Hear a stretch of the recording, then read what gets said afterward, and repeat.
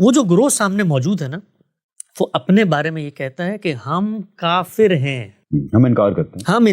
وہ تو یہ کہہ رہے ہیں کہ ما نعبدوہ الا لیقربونا ہم شرک کو دین بنائیں گے، شرک ہمارا دین ہے. کیوں؟ جس وقت تلوار منہ پہ آ گئی اور یہ اس وقت کہتا ہے کہ مجھے امان دو، میں بات سننا چاہتا ہوں، الگ کر دو اس کو، اس لیے کہ وہ اپنے بیان میں اب کافر نہیں رہا. وہ قرآن مجید کا حکم نامہ لے کر آئیے ہمارے پاس، جس میں مجھے اللہ تعالیٰ یہ کہے کہ تم نے اب وہ فیصلے کرنے ہیں جو پیغمبر کر کے گیا تھا. وہ کیا کہتا ہے اپنے بارے میں؟ وہ کہتا ہے میں مسلمان ہوں، میں اللہ کو مانتا ہوں، میں رسول کو مانتا ہوں، میں ختم نبوت پر ایمان رکھتا ہوں، اور میں اس سے آگے بڑھ کے تمہاری فقہ حنفی کو بھی مانتا ہوں، میں مسلمان ہوں. میں کہتا ہوں اچھا، آپ ختم نبوت کو مانتے ہیں تو آپ اس کے بعد مرزا صاحب کو ذلی بروزی اور تابع نبی کیوں قرار دے رہے ہیں؟ تو وہ یہ کہتا ہے کہ جی یہ میں اس لیے قرار دے رہا ہوں کہ ختم نبوت کی جو آیت تھی اس کا میرے نزدیک مفہوم یہ ہے، تعویل کرتا ہے. یا رسول روئے زمین کے اوپر مجھے کوئی ایک ہندو لے کر آ کے دکھائیے جو ہندو ہونے کے باوجود مجھ سے یہ مطالبہ کر رہا ہو کہ آپ مجھے مسلمان سمجھیں. کہ اگر یہ اتنا کفریہ عقیدہ ہے، یعنی کہ اتنے ہی یہ اسلام کے خلاف ہے، کفر ہے، اتنا خلاف ہے، تو پھر جو اس عقیدے کے ماننے والے ہیں کہ آپ صلی اللہ علیہ وسلم کے بعد نبی اور رسول ہیں، تو ان کو پھر جب اسلام سے نکال کے کافر قرار دیا جاتا ہے تو پھر سب سے بلند آواز آپ کی کیوں ہوتی ہے اس چیز کے خلاف؟ بہت اہم سوال ہے. دیکھیے اس سوال پہ ذرا ٹھنڈے دل و دماغ سے ہم گفتگو کرتے ہیں. عام طور پر جس وقت ہم بتاتے ہیں احمدی حضرات ہوں یا اور بھی بہت سارے نقطہ نظر ہیں، اس وقت میں ان کو یہاں زیر بحث نہیں لے کر آتا، ورنہ بہت بڑے بڑے لوگوں کی عقیدتوں پر بہت ضربیں اور بڑی آنچیں آئیں گی، اس لیے کہ وہ لوگ ہیں کہ جن کو توحید کا ریپریزنٹیٹیو بنا کر بیان کیا جاتا ہے، اور ان کے عقائد کی اگر تحلیل کی جائے تو اس میں صریح شرک بھی ہے اور صریح کفر بھی ہے. اس پہ ہم انشاءاللہ الگ سے بات کریں گے. لیکن اس طبقے، اس کمیونٹی کے بارے میں بالخصوص لوگ ہمیں عام طور پہ یہ کہتے ہیں کہ جب ہم تکفیر کرتے ہیں یا ریاست ان کی تکفیر کرتی ہے اور ہم ان کو مسلمانوں کی کمیونٹی سے الگ کرتے ہیں اور اس وجہ سے کرتے ہیں کہ اتنا بڑا انحراف ہے، تو آپ لوگوں کو کیا پریشانی لاحق ہے کہ آپ لوگ آ جاتے ہیں میدان میں اور ہمیں روکنے کی کوشش کرتے ہیں. ہمیں جب آپ روکتے ہیں تو پھر ہم اس کا یہ نتیجہ کیوں نہ نکالیں کہ آپ لوگوں کے دل میں ان کے لیے کوئی نرمی ہے، یا آپ لوگوں کے دل میں ان کا جو انحراف ہے اس کی سنگینی اس قدر واضح نہیں ہے. تو میں بہت ہی ہمبل طالب علمانہ انداز میں بات کو سمجھیں، اس کے بعد اختلاف کرنا ہے، اختلاف کریں. ہمارا پرابلم کیا ہے، اس پرابلم کو میں آپ کو سمجھاتا ہوں. یہ تو واضح ہو گیا کہ یہ کھلا کفر ہے، اس میں کوئی انکار کی گنجائش ہی نہیں ہے. یہاں تک ہم نے کہہ دیا کہ کوئی اس تصور میں ادنا انحراف پیدا کرتا ہے تو حقیقت میں وہ ختم نبوت کا قائل ہی نہیں ہے. یہ سب کچھ ہو گیا. اس کے بعد ہمیں دو چیزیں دیکھنی ہیں. پہلی چیز یہ دیکھنی ہے کہ میں دنیا میں کیا اختیارات لے کر آیا ہوں بطور انسان کے. اللہ تعالیٰ نے اس دنیا میں پیغمبروں کو جب مبعوث کیا تو مبعوث کرنے کے بعد جو مخاطبین تھے ان کے بارے میں ایک اسکیم آف تھاٹ ہے جس کو اپنی کتابوں میں منتقل کیا ہے. وہ کیا ہے کہ پیغمبر کا انکار کرو گے تو سزا ملے گی. ٹھیک ہے، اب یہ ناگزیر تقاضا ہے کہ پیغمبر کے سامنے جو مجرمین ہیں ان کی تعین کی جائے، بتایا جائے کہ بھئی یہ مجرم ہے، انہوں نے انکار کیا ہے اور اب ان کے اوپر عذاب کا کوڑا برسے گا. گویا وہاں پر تکفیر کرنا بھی، اور اگر کوئی خود کافر ہو کر کھڑا ہوا ہے تو اس کے اوپر سزا کا اطلاق کرنا بھی ناگزیر تقاضا ہے. تو پیغمبروں کے باب میں تو یہ ہونا ہے عمل. یعنی کہ رسول کیونکہ دنیا کے اندر اللہ کی عدالت بن کے آتا ہے اپنے مخاطبین کے لیے، اور رسول کا انکار کرنے والوں کو دنیا کے اندر سزا دی جانی ہے، اس لیے ضروری ہے کہ رسول کے جو امیجیٹ مخاطبین ہیں ان کے اندر تکفیر کی جائے، بتایا جائے کہ یہ کافر ہیں اور ان کو کفر کی بنیاد پہ سزا دی جائے.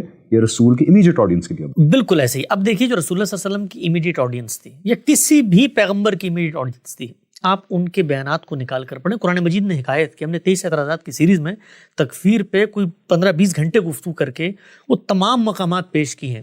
وہ جو گروہ سامنے موجود ہے نا، وہ اپنے بارے میں یہ کہتا ہے کہ ہم کافر ہیں، ہم انکار کرتے ہیں، ہم تمہاری اس ہدایت کو نہیں مانتے. یہ بھی نہیں کہتے صرف اس کے بعد کہ ہم اس ہدایت کا خاتمہ کریں گے، بلکہ ہم آگے بڑھ کے تمہیں قتل کر دیں گے. تو انہوں نے اپنے عمل سے اس رول کو تسلیم کر لیا جس رول پر اللہ کا عذاب آنا ہے. تو اب جو کام پیغمبر نے کرنا تھا، بتانا تھا نا، پیغمبر نے خود بتایا ہے کہ بھائی ان سے الگ ہو جاؤ. جعل اللہ رزق تحت ذل رمی، اللہ نے یہ میرا رزق تلوار کے سائے میں رکھ دیا، ان کو ماروں گا، مال فے ملے گا اور اس سے زندگی کا گزر بسر ہوگا. وجعل الصغار علی من خالف امری، ذلت اور محرومی اور محکومی ہے اس نے میری مخالفت کی. من تشبہ بقوم فہو منہ، ان کی شباہت بھی اختیار کی، انہی میں سے ہو گئے. وحشر معهم. جس طرح حضرت نوح علیہ السلام کا انکار کرنے والوں پہ اللہ کا فلڈ کے تھرو عذاب آیا تھا، نیچرل ڈیزاسٹرز آئے تھے، اس طرح حضور اکرم صلی اللہ علیہ وسلم کا جنہوں نے انکار کیا تھا سورہ توبہ میں اعلان کیا گیا کہ ان کے اوپر اللہ کا عذاب جو ہے وہ صحابہ کی تلواروں سے ہے. اب دیکھیں نوح علیہ السلام کے جو مخاطبین ہیں، آپ نے قرآن مجید میں ان کے بیانات پڑھے ہوں گے. کیا وہ یہ کہہ رہے ہیں نوح علیہ السلام کو کہ جی میں تو آپ کو پیغمبر مانتا ہوں، اور آپ کو پیغمبر ماننے کے بعد، اپنے آپ کو مسلمان کہنے کے بعد میرا آپ سے کچھ اختلاف ہے نبوت کے تصور پر؟ کیا وہ یہ کہہ رہے ہیں؟ رسول اللہ صلی اللہ علیہ وسلم کے مخاطبین یہ کہہ رہے ہیں. آپ صلی اللہ علیہ وسلم کے سامنے جو مشرکین عرب موجود ہیں، کیا وہ یہ کہہ رہے ہیں؟ وہ تو یہ کہہ رہے ہیں کہ ما نعبدوہ الا لیقربونا ہم شرک کو دین بنائیں گے، شرک ہمارا دین ہے. کیوں دین ہے اس کی دلیل پیش کر رہے ہیں. تو مخاطبین میں کون کافر ہے انکار کرنے والا؟ وہ خود کھڑے ہوئے ہیں کہ ہم کافر ہیں، وہ دعویٰ کر رہے ہیں. اچھا جب وہ دعویٰ کر رہے ہیں تو وہ دعویٰ نہ بھی کریں تب بھی اللہ نے جو کفار کے ساتھ معاملہ کرنا ہے پیغمبر کی موجودگی میں وہ ہو کر رہے گا. وہ معاملہ تو ہو گیا، ان کے ساتھ جو ہونا تھا وہ ہو گیا، اللہ کی عدالت لگ گئی. انکار کرنے والوں نے انکار کیا. یہاں تک کہا قرآن مجید نے کہ یہ کافر تھا. اقرار بھی، جس وقت تلوار منہ پہ آ گئی اور یہ اس وقت کہتا ہے کہ مجھے امان دو، میں بات سننا چاہتا ہوں، الگ کر دو اس کو، اس لیے کہ وہ اپنے بیان میں اب کافر نہیں رہا. وہ یہ کہہ رہے کہ میں انکار کرنے والا. جو شخص ہے اس کا دعویٰ معتبر ہوگا. اگر وہ منافق ہے تو ان کے لیے اللہ تعالیٰ نے الگ کیٹیگری بنا دی. بھائی وہ بتا دیا کہ دل میں نفاق ہے. کیا ان کے ساتھ وہی معاملہ کیا جو کفار کے ساتھ کیا؟ کیوں نہیں کیا؟ کیوں نہیں کیا گیا؟ اس لیے کہ وہ اپنے دعوے میں، اپنے ظاہر میں وہاں نہیں کھڑے ہوئے تھے جہاں کفار کھڑے ہوئے تھے. تو پہلی بات جو میں نے کی وہ یہ کہ یہ دنیا میں میرا رول کیا ہے. اگر تو میں پیغمبر صلی اللہ علیہ وسلم کی جماعت اور صحابہ کی جماعت میں کھڑا ہوا ہوں جن کے ساتھ اللہ کی خاص سنت کا ظہور ہونا تھا، تو میں اس خدمت میں آگے بڑھ کے تعین کا کام کروں، اور اس میں مجھ سے اگر کوئی غلطی ہو جائے تو اللہ تعالیٰ مجھے بتا دے. یہ کام میں نے کرنا نہیں ہے. دوسری بات، جن لوگوں کے ساتھ کرنا تھا وہ تو انکار کی جگہ پر خود کھڑے ہوئے تھے. اب میں کون ہوں اور یہ کون ہے؟ میں اس وقت ایک ایسا مسلمان ہوں جس کو جو بھی حق ایکسرسائز کرنا ہے اس کی تصویر پہلے اللہ سے چاہیے. مجھے قرآن مجید نے کسی شخص کے مشرک ہونے کے، کسی شخص کے کافر ہونے کا فیصلہ کرنے کی کوئی اتھارٹی ابھی نہیں دی. پیغمبر کو دی تھی، اس کی جماعت کو دی تھی، مجھے نہیں دی. تو ہمیں سب سے پہلے جو سوال پیدا ہوتا ہے وہ یہ کہ وہ قرآن مجید کا حکم نامہ لے کر آئیے ہمارے پاس، جس میں مجھے اللہ تعالیٰ یہ کہے کہ تم نے اب وہ فیصلے کرنے ہیں جو پیغمبر کر کے گیا تھا. اور پیغمبر نے جب کافر قرار دیا تھا یا انہوں نے خود اپنے آپ کو کافر مانا تھا تو کچھ چیزوں کا اطلاق ہوا تھا بھائی ان کے اوپر. ان کو زمین پر مارا گیا، ان کو محکوم بنایا گیا، ان سے جزیہ لیا گیا، ان کو جلا وطن کیا گیا. تو یہ سارے کام اگر میں نے کرنے ہیں تو میں بھی آج تعین کروں. تو ہم یہ کہتے ہیں کہ ہمیں اللہ نے اس کا حق نہیں دیا. یہ پہلی بات. دوسری چیز، جو سامنے گروہ موجود ہے وہ اپنے بارے میں کیا کہتا ہے، میں نے اس کے ساتھ کچھ تو معاملہ کرنا ہے نا، نکاح بھی کرنا ہے، شادیاں بھی کرنی ہیں، معاملات بھی کرنے ہیں. اگر ریاست میں ہے تو اس کے بارے میں یہ بھی سوچنا ہے کہ بھئی یہ کیا ہے. تو میں اس سے پوچھوں گا جا کر وہ کیا ہے، وہ کیا کہتا ہے اپنے بارے میں. وہ کہتا ہے میں مسلمان ہوں، میں اللہ کو مانتا ہوں، میں رسول کو مانتا ہوں، میں ختم نبوت پر ایمان رکھتا ہوں، اور میں اس سے آگے بڑھ کے تمہاری فقہ حنفی کو بھی مانتا ہوں، میں مسلمان ہوں. میں کہتا ہوں اچھا آپ ختم نبوت کو مانتے ہیں تو آپ اس کے بعد مرزا صاحب کو ذلی بروزی اور تابع نبی کیوں قرار دے رہے ہیں؟ تو وہ یہ کہتا ہے کہ جی یہ میں اس لیے قرار دے رہا ہوں کہ ختم نبوت کی جو آیت تھی اس کا میرے نزدیک مفہوم یہ ہے، تعویل کرتا ہے. یا رسول اللہ صلی اللہ علیہ وسلم کی جو حدیث تھی اس کا میرے نزدیک مفہوم یہ ہے. تو میں اس کو آگے بڑھ کے کہوں گا کہ جو مفہوم آپ بیان کر رہے ہیں یہ کھلا کفر ہے. جو مفہوم آپ وحدت الوجود کے بارے میں بیان کر رہے ہیں یہ کھلا شرک ہے. میں شرک کو شرک کہوں گا، کفر کو کفر کہوں گا. اس شخص کے بارے میں اگر میں یہ کہتا ہوں کہ بھائی یہ غیر مسلم ہے تو اس کے لیے اس کو تسلیم کرنا چاہیے کہ میں غیر مسلم ہوں. کیسے تسلیم کرنا چاہیے؟ کہ وہ کہے کہ میں اللہ کو نہیں مانتا اور میں ختم نبوت کو نہیں مانتا. وہ کہہ رہا ہے میں مانتا ہوں. آپ دیکھیے قرآن مجید میں اللہ تعالیٰ نے کہا یہ مسیحی شرک کر رہے ہیں، یہ اللہ کا انکار کرتے ہیں. تب بھی مسیحیوں کی جو شناخت تھی نا اہل کتاب ہے اس کو چیلنج نہیں کیا. اللہ نے کہا یہ اہل کتاب ہے، کہنا تو یہ چاہیے تھا بھائی کتاب میں تو کہاں لکھا ہوا شرک کرنا. اس میں ایک مثال دیتے جی کہ ہمارے ہاں ایک بہت بڑا طبقہ ہے جو اپنے آپ کو مسلمان کہتا ہے، وہ مسلمان ہیں بھی، جو کہ ایسے کام کرتے ہیں جو بالکل بلیک اینڈ وائٹ شرک ہے، جیسے قبروں پہ سجدے کرنا، قبروں سے مانگنا، نام لے کے مانگنا کہ یا غوث مجھے یہ عطا کر دے، آپ کو پتہ ہی ہے کہ یہ کون لوگ ہیں. اب ہمارے نزدیک، اب ایک بہت بڑے طبقے کے نزدیک وہ جو کر رہے ہیں وہ کھلا شرک ہے. کھلا شرک ہے. مطلب اس سے اب شرک اور بلیک اینڈ وائٹ ہو نہیں سکتا کہ اللہ تعالیٰ نے اپنا اتھارٹی ڈیلیگیٹ کی ہوئی آگے لوگوں کو، ان سے مانگے جا کے آپ جیسے اللہ سے مانگتے ہیں.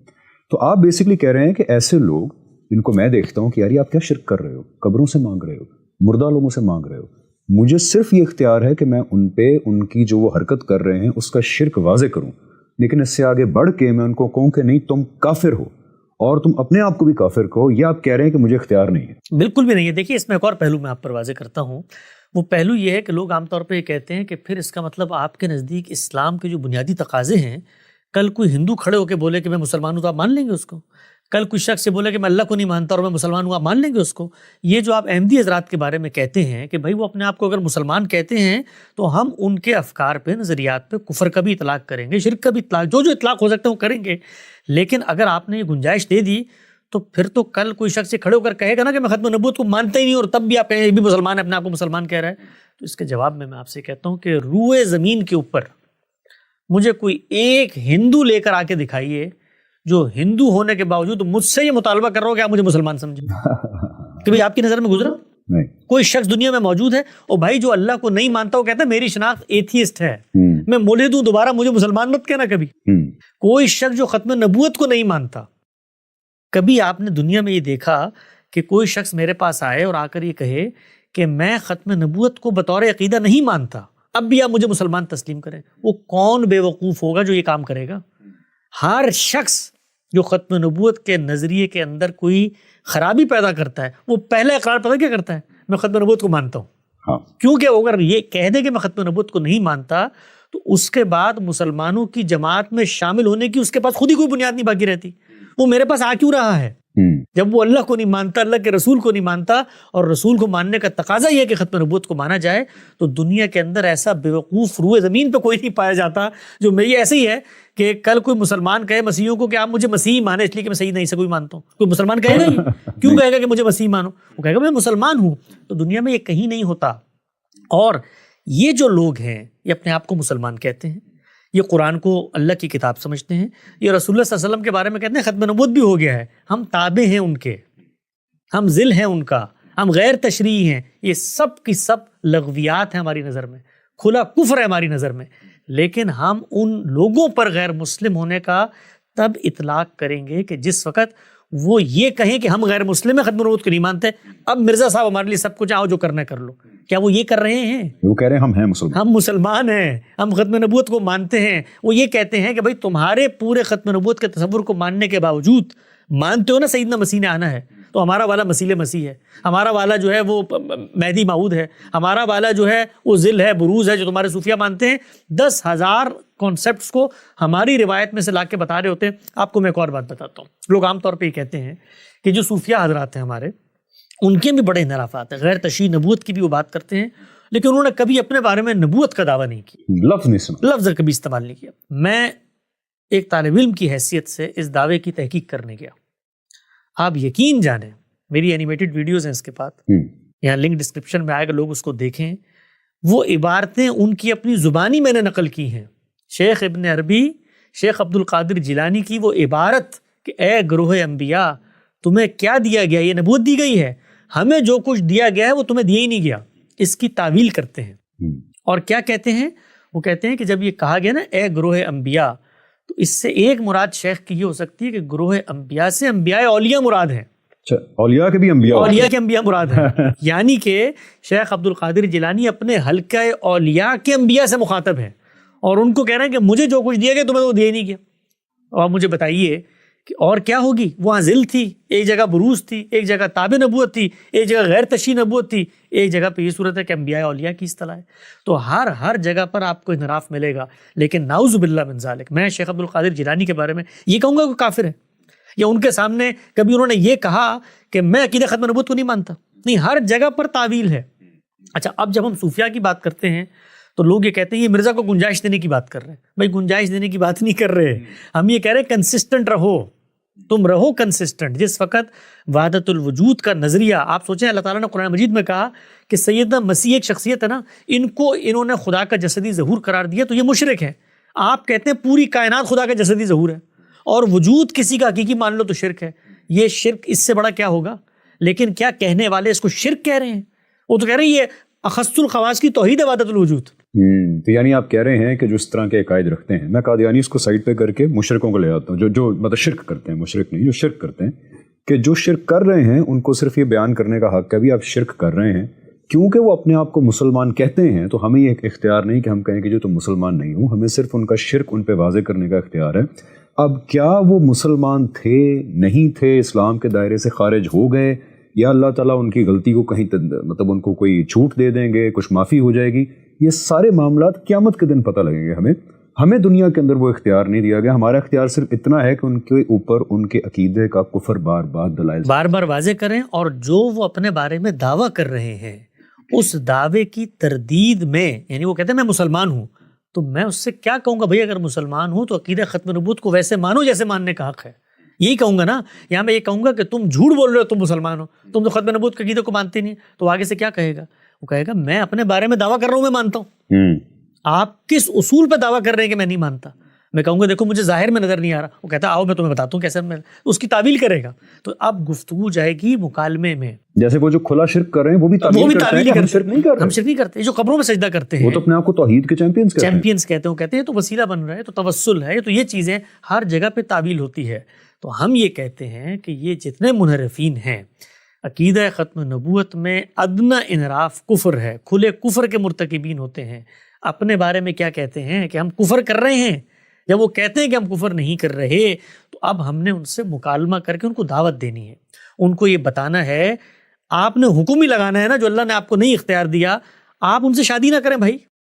آپ شادی نکاح نہیں کرنا چاہتے، آپ ان کا ذبیحہ نہ کھائیں. آپ کو 10,000 آپ کہتے ہیں ہماری آئیڈینٹی میں خلط مبس کرتے ہیں، تو سیاسی مسئلہ ہے نا. آپ ان سے سیاست کی جگہ پہ ڈیل کریں. لیکن میں جب اس سے یہ مطالبہ کرتا ہوں کہ تم اپنے آپ کو غیر مسلم کہو، یہ بالکل ایسے ہی. آپ ذرا تصور کریں، لوگ عام طور پہ سمجھتے نہیں ہیں. دیوبندیوں کو، ہمارے جو دیوبندی علماء ہیں، ان کے اوپر سب سے پہلے جو تکفیر کی گئی ہے بر صغیر میں، وہ بریلوی اکابر علماء کی جانب سے کی گئی ہے. اور وہ کیا ہے کہ یہ گستاخ رسول ہے. رسالت مآب صلی اللہ علیہ وسلم کے منصب کو ماننے کے جو تقاضے ہیں یہ ان کو نہیں مانتے، اس لیے نبوت پر ایمان نہیں رکھتے، اس لیے گستاخ ہیں، اس لیے کافر ہیں. ٹھیک ہے، پوری کتابیں لکھی گئی ہیں اس پہ. اور اس تکفیر کے فتوے کو بڑے بڑے لوگوں نے عالم عرب تک پہنچایا کہ ان کی تکفیر ہے، کر دی. آپ اس کے بعد ایک اور مطالبہ کر رہے ہیں. علماء دیوبند کو یہ کہہ رہے ہیں کہ یہ جو ہم نے تمہارے بارے میں تکفیر کا فیصلہ ہے، تم بھی مانو کہ تم کافر ہو. مانو اس کو، مانو تم.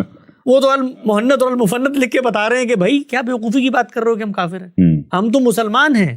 وہ کہتے ہیں مسلمان ہو تو ہماری نظر میں تو تم شرک کرتے ہو، ہماری نظر میں تو کفر کرتے ہو. یہی کام بریلوی کرتے ہیں. نہیں کرتے ہیں بھائی. پیغمبری یا رسالت تو سیکنڈری معاملہ ہے نا، شرک پرائمری معاملہ ہے. پرائمری معاملے کے اندر جب آپ تعویلیں کر رہے ہوتے ہیں تو آپ ان کی شناخت کے اوپر کبھی حکم نہیں لگاتے. تو اس وجہ سے ہم لوگ یہ کہتے ہیں کہ اس گروہ کو کچھ کہنا ہے تو جا کر کہو کہ تم عقیدہ ختم نبوت کو حقیقت میں نہیں، وہی بات کو جو قرآن مجید نے کہی ہے، وما ہم بمؤمنین، تم ختم نبوت کے عقیدے کو نہیں مانتے. کہو جا کر آپ، کوئی مسئلہ نہیں. لیکن آپ کہیں تم غیر مسلم ہو تو کہے گا میں مسلمان ہونے کا دعویٰ کر رہا ہوں، تم میرے بارے میں کیسے حکم لگا سکتے ہو؟ نہیں لگا سکتے. یہ حکم لگانے کا اختیار ہمیں اللہ نے نہیں دیا. حکم لگانے کے لیے جو احوال کی مطابقت ہے خارج میں، وہ بندے کا بیان ہے. اس کے بارے میں نفی کی جگہ پر نہیں کھڑا ہو سکتا. جس جگہ پر کھڑا ہو سکتا ہوں وہ اس کا عمل ہے. عمل کفر پہ مبنی ہوگا. کفر کہیں گے. آپ کو پتہ ہے علامہ اقبال نے اپنے خطبات میں، اصل میں جب اپنے بزرگوں کی بات آتی ہے تو اس وقت تعویلوں کے ایسے پہاڑ کھلنا شروع ہو جاتے ہیں. جس وقت ہم نے تصوف کے اوپر بات کرنی شروع کی، آپ یقین جانیں لوگوں نے کتابیں لکھی اور ایسی تعویلات کی کہ یہ جو وہ یہ کہہ رہے ہیں یہ اصل میں ان کے فریم آف ریفرنس میں جا کر دیکھے تو اس سے تو اس کی یہ مراد ہے. وہ بھائی قرآن کی روشنی میں کیا مراد ہے؟ کیا قرآن یہ امکانات پیدا کرتا ہے تشریح غیر تشریح نبوت کے؟ کیا قرآن غوث کتب ابدال کے یہ اختیارات بتاتا ہے جو آپ پیدا کر رہے ہیں؟ کیا قرآن یہ بتاتا ہے کہ پیغمبر کے بعد کائنات کی زمام لوگوں کو دے دی جائے گی؟ اچھا ان کو ایک طرف کریں. یہ شیعہ حضرات کیا کرتے ہیں؟ یعنی پیغمبر صلی اللہ علیہ وسلم کے بعد وہ کہتے ہیں کہ قیامت تک اللہ تعالیٰ نے ریاست کا حکمران کیا ہوگا اس کا فیصلہ کر دیا، اور وہ معصوم عن الخطا ہے. یعنی پیغمبر کے منصب کے بعد ایک پورا منصب تخلیق کر دیا. اور کہتے ہیں باقی صحابہ نے اس فیصلے کو تسلیم نہیں کیا. کتنا بڑا حکم لگایا جاتا ہے. یہ ختم نبوت کا انکار ہے کہ نہیں حقیقت میں؟ بھئی اللہ کا پیغمبر جب چلا گیا، معاملہ ختم ہو گیا، آپ ہی دعویٰ کر رہے ہیں. پھر ہمارے صوفیہ دعویٰ کرتے ہیں، پھر ہمارے یہاں بڑے بڑے فلاسفر دعویٰ کرتے ہیں. آخرت کو آپ مانیں گے تو اس کے کچھ تقاضے پیدا ہوں گے نا. علامہ اقبال کہتے ہیں یہ دنیا ہی آخرت ہے. یہی احوال ہے، یہی جنت جہنم ہوگا. تو قرآن کا تو انکار ہو گیا. تو اب جو لوگ کہتے ہیں نا کہ جی چور تو یہ نہیں کہہ رہا کہ میں نے چوری کی ہے، وہ کہتے ہیں ہم نے چور کو بٹھا کے ثابت کیا کہ تم نے چوری کی ہے، اب تو آپ مانے نا. یعنی ہم جب یہ کہتے ہیں کہ بھائی جنہوں نے چوری کی ہے، لوگ کہتے ہیں نا کہ چور کو تو چوری کہیں گے نا، تو وہ چور کہتا ہے میں نے چوری نہیں کی. اس کے جواب میں علماء کہتے ہیں نہیں، ہم نے بٹھا کر ثابت کر دیا ہے. بھائی آپ نے کیا ثابت کیا ہے؟ وہ تو آج تک نہیں مان رہے ہم نے چوری نہیں کی. وہ تو آپ نے یہ ثابت کیا کہ آپ کے نزدیک عقیدہ ختم نبوت سے انحراف ہو گیا. یعنی کہ آپ نے ثابت کر دیا کہ اس نے چوری کی ہے، پھر بھی وہ کہہ رہا ہے کہ میں نے چوری نہیں کی. اب جج آئے گا اور جج ہی فیصلہ کرے گا، اور جج تو قیامت کے دن آئے گا. قیامت کے دن آئے گا. وہ جو کہتے ہیں نا پارلیمنٹ نے فیصلہ کر دیا، وہ پارلیمنٹ پہلے استقرار حق لے کر آئے اللہ تعالیٰ سے. کہ پارلیمنٹ کو یہ حق دیا کس نے کہ لوگوں کو دنیا کے اندر یہ فیصلہ کرا، یہ حق اللہ نے دیا، اس کے بعد جمہوریت نے دیا. نیشن اسٹیٹ کے اندر اس طرح ہم لوگوں کے کفر و ایمان کا فیصلہ کرتے ہیں. اب ایک سوال ہے یہاں پہ، اور میرے آخری 2 سوال رہ گئے، اس کے بعد ہم اختتام کی طرف جاتے ہیں. یہاں سوال یہ ہے کہ بالکل ٹھیک ہے، یہ بات مان لی کہ ہر مسلک کے کچھ ایسے عقائد ہیں جس کے بارے میں دوسرا مسلک یہ کہتا رہا ہے ہسٹوریکلی کہ ان عقائد کی بنیاد پہ اسلام کے دائرے سے باہر ہیں. ایک بہت بڑی تاریخ ہے فتووں کی بھی، تکفیر کی بھی. اب کچھ میرا خیال ہے مسلمانوں کو ٹھنڈ پڑ گئی ہے ماڈرن زمانوں کے اندر، لیکن ایک بہت بڑی تاریخ ہے جہاں پہ ہر مسلک دوسرے کی تکفیر کرتا رہا ہے. لیکن یہاں پہ آرگیومنٹ یہ کیا جاتا ہے کہ جہاں پہ قادیانیوں کی بات ہے، احمدیوں کی بات ہے، تو وہاں پرنسپل یہ انووک کیا جاتا ہے کہ جی یہ ان کے معاملے میں تو ساروں نے مل کے تکفیر کر دی ان کی، سب کہہ رہے ہیں کہ یہ کفر ہے. تو اس سچویشن کے اندر پھر کیوں نہ اگر سارے ہی کہہ رہے ہیں تو کر دیا جائے. تو کیا یہ پرنسپل ٹھیک ہے کہ اگر میجورٹی ایک گروپ آف پیپل کو کہے کہ ان کا عقیدہ کفری ہے تو ان کو اسلام سے باہر کیا جا سکتا ہے؟ پرنسپل ٹھیک ہے؟ کہیں قرآن میں یہ پرنسپل بیان کیا گیا یا کہیں اور؟ اگر یہ پرنسپل بطور پرنسپل مان لیا جائے تو اس وقت دنیا کی اکثریت جو مسیحیوں پر مبنی ہے وہ سارے مسلمانوں کو یہ کہہ رہی ہے کہ تمہارا جو پیغمبر تھا جھوٹا پیغمبر تھا. تو مان لیں گے ہم اس بات کو؟ یعنی اکثریت کی بنیاد پر، اور کہیں کہ تم بھی مانو اس بات کو. اکثریت کی بنیاد پر حق و باطل کا فیصلہ ہوتا ہی نہیں ہے. اکثریت کی بنیاد پہ جب غلط بھی فیصلہ ہو جائے تو اس کو مانا جاتا ہے. ہم مانتے ہیں اس وقت قادیانیوں سے ہم شادی کرتے ہیں؟ نہیں کرتے. ہم اس وقت جب آئی ڈی کارڈ لینے جاتے ہیں وہاں لکھتے ہیں، سب کچھ مانتے ہیں کیونکہ فیصلہ کر دیا. فیصلہ غلط بھی ہو تب بھی مانا جاتا ہے. لوگ عام طور پہ کہتے ہیں نا کہ جی یہ پارلیمنٹ کا فیصلہ خدا کا فیصلہ نہیں ہوتا. خود علماء دوسری جگہ رو رہے ہوتے ہیں کہ پارلیمنٹ کو اختیار نہیں ہونا چاہیے جی، کل یہ ہم جنس پرستی کو جائز قرار دے دے گی. یہ تھوڑی ہو سکتا ہے کہ لوگوں کو ہم اختیار دے دیں. تو لوگوں کا کوئی بھی اختیار جو انہوں نے ایکسرسائز کیا ہے اس سے اختلاف بھی ہو سکتا ہے. اس پر ہم یہ تو ضرور کہیں گے کہ جب فیصلہ ہو گیا تو انارکی پیدا نہیں کریں گے. تو یہ جو معاملہ ان کے ساتھ ہوا نا کہ سب نے مل کر کیا، تو یہ ٹھیک ہے کہ سب نے مل کر کیا، لیکن یہ سب کو مل کر کرنے پر جو مجبور کرنے والی قوت ہے وہ بھی یہ خود ہے. یعنی احمدی حضرات، میں نے پچھلے دنوں ایک انٹرویو میں کہا کہ ان لوگوں نے اس چیز کا آغاز کیا ہے، پہلے نام الگ کیا. یہ جتنے باقی لوگ تھے ان کے انحرافات پائے جاتے تھے، لیکن یہ لوگ سیاست میں بھی آئے، انہوں نے الگ خطہ ارض حاصل کرنے کی بھی کوشش کی. کہہ رہے ہیں کہ احمدیز نے پہلے تکفیر کر دی. تکفیر لوگ عام طور پہ کہتے ہیں جی وہ محمد حسین بٹالوی ایک عالم تھے، اہل حدیث عالم تھے، انہوں نے جو ہے اس کا آغاز کیا تھا انفرادی سطح پر. تو آج ہمارے اوپر 10 لوگوں نے تکفیر کے فتوے لگائے ہوئے. ہر مولوی پہ بھائی دو علماء دیوبند میں بھی تو تکفیر ہوئی ہے. کہنے سے مراد یہ تھی کہ منظم سطح پر تکفیر کیا کسی ادارے نے، اس زمانے میں مسلم لیگ موجود ہے، اس زمانے میں دارالعلوم دیوبند موجود ہے، اس زمانے میں جمعیت علماء ہند موجود ہے، جو مسلمانوں کی سیاسی قیادت ہے، ان لوگوں نے تکفیر کی. ایک شخص نے اٹھ کر فتوے کا آغاز کیا، اس نے لوگوں سے دستخط لے لیے. علماء شروع میں ان کے بارے میں یہی رائے رکھتے تھے کہ یار یہ تصوف ہے، یہ کچھ ہندو فلسفہ مل گیا ہے، کچھ اس طرح سے ابن عربی کی چیزیں ہیں، یہ ملا جلا کے ایک شخص جو ہے اس طرح کے انحرافات کر رہا ہے، اس کو اگنور کیا جائے. لیکن ان لوگوں نے آگے بڑھ کر نہ صرف یہ کہ اس چیز کو کہ جی عقیدہ ختم نبوت میں انحراف پیدا ہو گیا، کچھ زائد معاملات شروع کر دیے. جس وجہ سے کہتے ہیں نا، علامہ اقبال نے بھی کہا کہ رسول اللہ کو ان کی گدی سے اتاری خود بیٹھنا چاہتے ہیں. یعنی اپنی بیگمات کو ازواج مطہرات کا نام دینا شروع کر دیا، اپنے ساتھیوں کو صحابہ کرام کہنا شروع. یعنی وہ تابع نبوت بھی نہیں رہی، ذرا اس سے 2-4 کلومیٹر آگے بڑھنے کی کوشش کی. پھر اس کے بعد سلطنت کا حصول، اور آگے بڑھ کر یہاں تک کہہ دیا کہ جو ہماری وہی جو مجھ پر آئی اس کو نہیں مانتا. مرزا بشیر الدین محمود کی میں نے کتاب کے اقتباسات پیش کی تھے، آج تک کوئی تعویل نہیں کی احمدیوں نے، اس کی کوئی تعویل نہیں کر سکے. وہ لوگ کہہ رہے ہیں اس وقت کہ جی یہ تو وہ یہ بات کر رہے ہیں جو فقہ کے اندر آتی ہے، کفر دون الکفر، مطلب آپ مسلمان ہوتے ہوئے کسی کفر کا ارتکاب کر دیں تو وہ اتنا بڑا کفر نہیں ہے کہ آپ دائرہ اسلام سے خارج. یہ نہیں کہہ رہے میرے صاحب بشیر الدین محمود، وہ اپنی کتاب آئینہ صداقت میں یہ کہہ رہے ہیں کہ یہ وہی کا انکار ہے، یہ وہی کے انکار والا کفر ہے، یہ فقہ کا وہ کفر دون کفر نہیں ہے. تو انہوں نے اس کا آغاز کیا. اس کے بعد مسلمانوں نے جذباتی سیاسی رد عمل دکھایا. ہمارا اس کے بارے میں موقف یہ ہے کہ ایک شخص بیوقوفی کرے، ایک گروہ بیوقوفی کرے تو جواب میں ہمیں بیوقوفی نہیں کرنی چاہیے، پہلی بات۔ دوسری بات، اس کا حق ہمیں دین نے نہیں دیا۔ یہ پرنسپل کہیں بیان نہیں ہوا کہ میجورٹی اگر کسی کو کافر کہے تو اس کو اسلام سے نکالا جا سکتا ہے، کہیں ایز اے میکنزم بیان کیا گیا قرآن میں؟ جو میکنزم کے طور پہ بیان ہوا ہے وہ یہ ہے کہ کسی کلمہ گو کی تکفیر نہیں ہوگی، کسی قبلہ رو کی تکفیر نہیں ہوگی، کسی مسلمان جو اپنے بارے میں مسلمان ہونے کا دعویٰ کر رہا ہے، رسول اللہ صلی اللہ علیہ وسلم نے فرمایا اگر تم اس کی تکفیر کرو گے تو اللہ کی نظر میں تم کافر ہو جاؤ گے۔ سب چیزیں اس کے الٹ بیان کی گئی ہیں۔ تو اس وجہ سے ہم لوگ یہ کہتے ہیں کہ ان لوگوں کو دعوت دیں، اور یہ جو عقیدہ ختم نبوت ہے بھائی، یہ کوئی دین کے فہم کی چیز نہیں ہے کہ اس میں امت کے اندر یہ تو قرآن کی قطعی نصوص سے ایک چیز ثابت ہے۔ ان کو دعوت دیں، ان کی نئی نسلوں کو قریب کریں۔ یہ جو مظلومیت کا طوق ہوتا ہے نا، اس کے بعد دل اور دماغ بند ہو جاتے ہیں۔ وہ یہ سمجھتے ہیں کہ ان لوگوں کے پاس ہمارے دعووں کا جواب نہیں ہے، اس لیے کہ ہمارے گھروں کو مسجدوں کو آگ لگاتے ہیں۔ تو ہم یہ کہتے ہیں ان کو دعوت دیں۔ ایک گاؤں سے اٹھنے والی تحریک تھی، ماضی میں بھی ایسی تحریکیں اٹھیں، لیکن امت عقیدہ ختم نبوت کے دفاع میں متحد کھڑی ہوئی ہے، آج بھی کھڑی ہوئی ہے اکثریت۔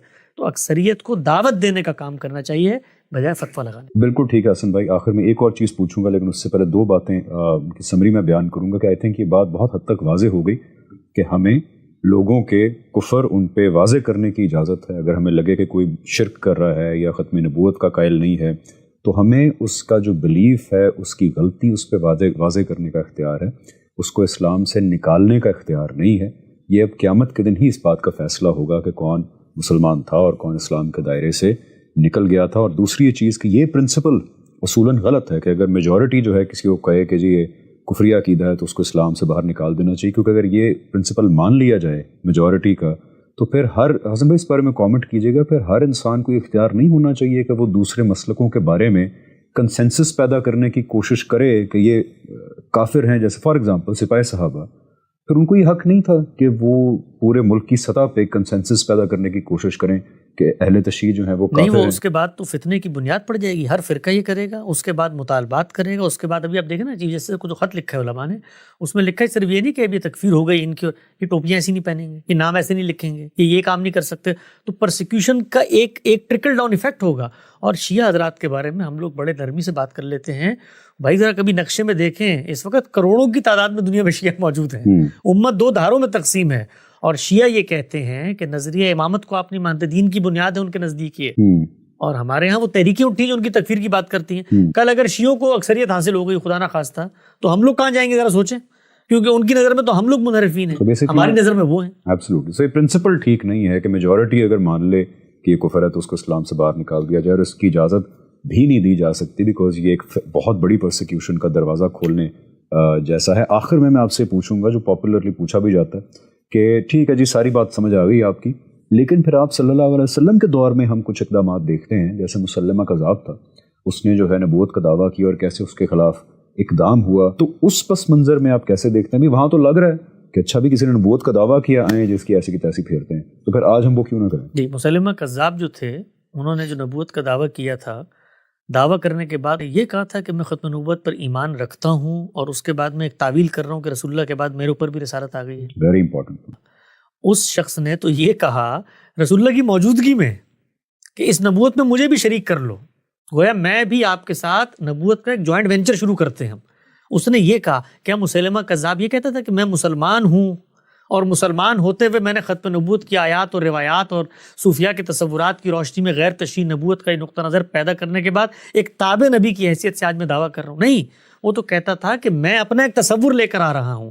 تو پہلی بات جو مماثلت پیدا کی جا رہی ہے مسلمہ کذاب سے اور مسلمانوں کے ان گروہوں سے، صرف احمدیوں کو مت شامل کریں نا، مسلمانوں کے ان گروہوں سے جن کے ہاں شرک یا کفر پایا جاتا ہے، تو ان دونوں کی موافقت پیدا نہیں ہوتی، کہ اس لیے مسلمہ کذاب مسلمان بن کے نہیں کھڑا ہوا تھا۔ یہ پہلی بات۔ دوسری بات یہ ہے کہ سیدنا ابوبکر کے زمانے میں جس وقت اس کا خاتمہ کیا گیا، تو یہ بات ذہن میں رکھیں کہ مسلمہ کذاب کوئی نبوت کا دعویٰ نہ کرتا، اور پرسکون انداز میں عرب میں بیٹھ کر گھر کے اندر اپنی مالا جبرا ہوتا، تب بھی اس کا یہی انجام ہونا تو جو ہوا۔ کیوں؟ کیونکہ پیغمبر کے جو مخاطبین ہوتے ہیں، اتمام حجت کے بعد، میں نے عرض کیا تھا کہ اتمام حجت کے بعد دنیا میں عدالت لگتی ہے، دنیا میں عذاب آتا ہے، تو وہ پیغمبر کے مخاطبین پر آیا جنہوں نے انکار کیا۔ انکار کرنے کے بعد بعض اقرار کرنے والے لوگ بھی موجود تھے جو مومنین ہوئے، وہ اگر بعد میں انکار کر دیتے ہیں، مرتدین ہو جاتے ہیں، تو ان پر بھی اسی سزا کا نفاذ ہوگا۔ تو یہ لوگ جو پہلے مسلمان تھے پھر مرتد ہو گئے، اور مرتد ہونے کے بعد صحابہ کرام کے دور میں موجود تھے، تو پیغمبر کے اسی مشن، اسی قانون اتمام حجت کے تحت ان کو قتل کیا گیا ہے۔ آج کوئی شخص یہ کام کرتا ہے تو میرے پاس خدا کی جانب سے یہ اختیار نہیں ہے کہ میں اس کی جان لوں گا۔ بالکل ٹھیک ہے حسن بھائی، میرا خیال ہے یہ بات واضح ہو گئی کہ مسلمہ کذاب ٹائپ کے لوگوں کو ایک تو سزا دی گئی اس بات پہ کہ وہ ایک پیرالل نبوت کا دعویٰ لے کے کھڑے ہو گئے۔ انہوں نے کبھی یہ نہیں کہا کہ میں مسلمان ہوں اور میں تعویل کرتا ہوں۔ دوسرا ریزن سب سے امپورٹنٹ یہ کہ رسول کے جو امیجیٹ مخاطبین ہیں ان کے اوپر اللہ کا ایک فیصلہ تھا جس کو نافذ کیا گیا، اور جو ردا وارز ہوتی ہیں جو حضرت ابو بکر نے جن کے خلاف اقدام کیا، وہ بھی وہی لوگ تھے جو رسول کے امیجیٹ مخاطبین تھے، ان کے اوپر اللہ کا فیصلہ نافذ ہو رہا تھا۔ مسلمہ کذاب اگر گھر میں بھی بیٹھا ہوتا، آپ نے صحیح کا نبوت کا اعلان نہ بھی کیا ہوتا، لیکن وہ رسول کا انکار کر چکا ہوتا تو اس پہ یہی والی سزا نافذ ہونی تھی۔ سورہ توبہ میں آتا ہے کہ ان کو چن چن کے قتل کیا جائے جنہوں نے رسول کا انکار کیا، یا پھر جنہوں نے اقرار کیا اور پھر انکار کیا ان پہ بھی یہ سزا دوبارہ نافذ ہوگی۔ Thank you so much.